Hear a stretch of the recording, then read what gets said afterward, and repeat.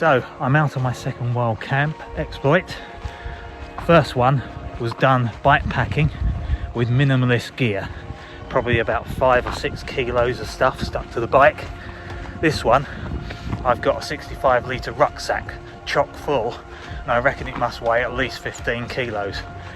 Far too much stuff to bring, but I didn't want to go hungry or get cold. Quite a beautiful spot up here on the Wye Downs. Okay, so I'm now about halfway to my camping spot and it started to rain already. It's only a little bit of mizzle at the moment though, so not too worried yet. So lack of planning today meant that I set out about half an hour later than I ideally wanted, and 15 minutes later than I really needed to. So I'm now walking up here nearly in the dark.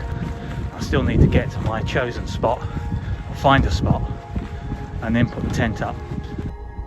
Looks like I might be sharing my hillside with some other people this evening.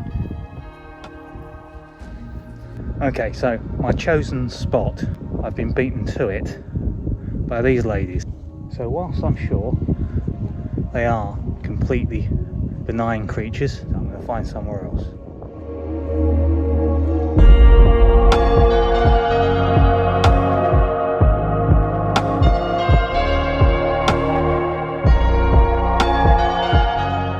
Well, my plan to avoid the ladies didn't work very well.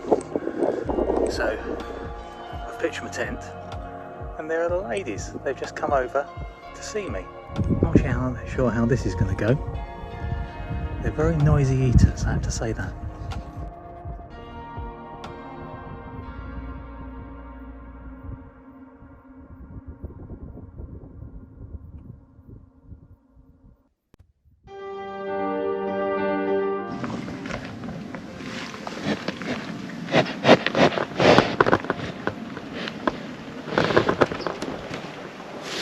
All set up. It's just gone 8 o'clock. Sun's gone down somewhere over there. Got my sleeping mat blown up. Got my pillow blown up. Got a 3-season sleeping bag, which I think could be somewhat overkill, because it still feels like it's about 17 or 18 degrees out there. Cheers.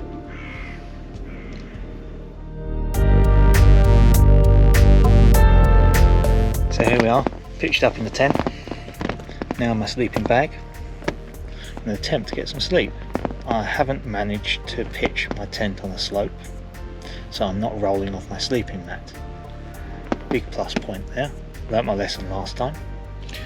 There's an owl outside. The tent is creaking because the wind's come up as the sun's gone down, and there's a bit of a creak going on. As you can see, I'm sleeping diagonally, because even with this new 2-man tent being just over 6 foot, my head was touching one end, my feet were touching the other. And I've also got my rucksack in here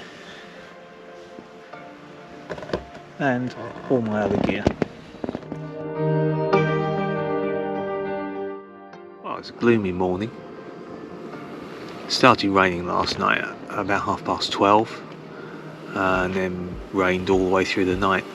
But on the plus side, the wind did drop down, so my creaky tent became less creaky. It's now just after 6. The sun is up, although you wouldn't actually realise it. This is my view outside.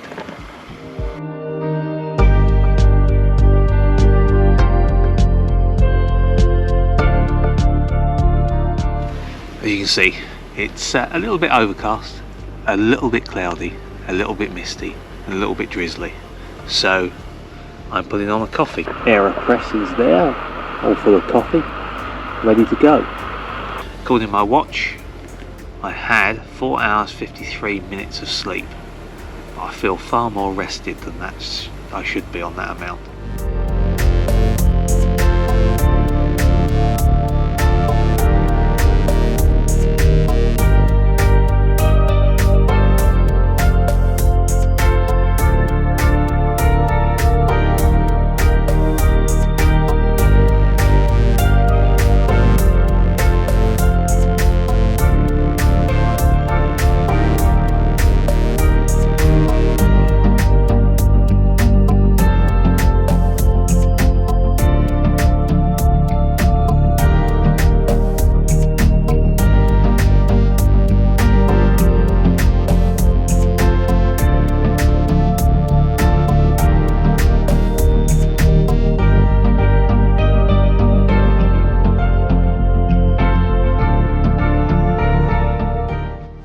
camp last night was actually quite sheltered.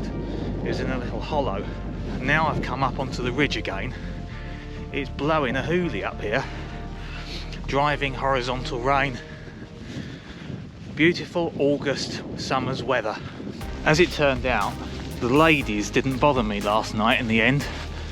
There they all are, laying down this morning, keeping their little patch of ground dry. Maybe the old wives' tale about cows laying down in the rain is correct. Hello ladies.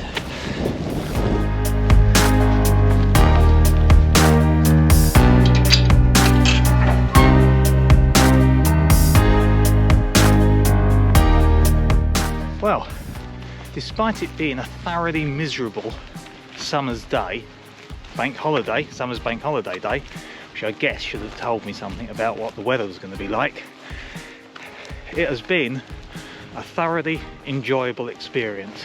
My second time wild camping. It may be wet, it may be dreary, it may be miserable, but I certainly aren't. There's something deeply satisfying about being out in nature and absorbing the browns and the greens and the wets